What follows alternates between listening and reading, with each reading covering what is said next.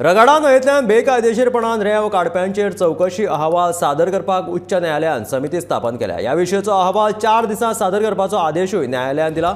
ह्या समितीन पुलीस महासंचालक, खण खात्याचो संचालक आनी जिल्लो अधिकाऱ्याचो आस्पाव आसा।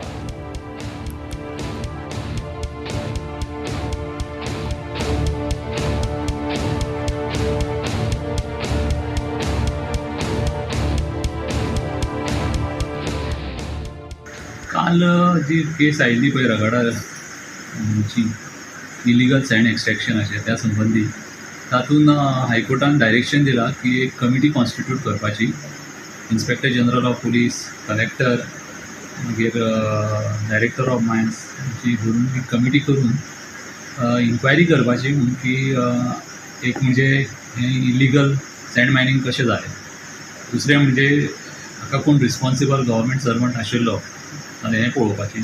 तिसरें म्हणून आतां जी तातूंत ऑर्डर जाल्या रिकवरी करपाची, एक प्रायवेट मनशा कडल्यान पयशे रिकवर करपाचे इलिगल सँड मायनिंग केला ताज्यो प्रॉपर्टीज कितल्यो आसा, ताजे एसेट्स कितले आसा ते फायंड आवट करून ताजे कडल्यान ते रिकवर करपाचे। हे सगळो जो विशय आसा पळय ही कमिटी पळयतले आनी कोर्टाक एक रिपोर्ट दितले चार विकाचो।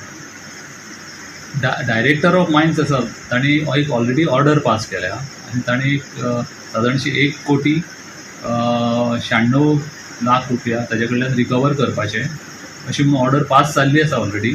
त्या संबंधी त्यो रिकवरी प्रोसिडींग्सूय सुरू जाल्या। ताज्यो 2 प्रॉपर्टी महाराष्ट्रान एटॅच जाल्ल्यो आसा। तातूंतली एक प्रॉपर्टी ताजी जो कोओनर तो आशिल्लो ती प्रॉपर्टी ऑक्शनूय जाल्या। मागीर ताजी आनी एक प्रॉपर्टी आसा ती ऑक्शनाच्या प्रोसेसान आसा।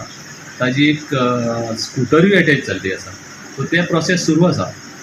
ताका लागून ते आमी कंप्लायन्स रिपोर्ट फायल करीत आसा। टायम टू टायम आमी फायल केला।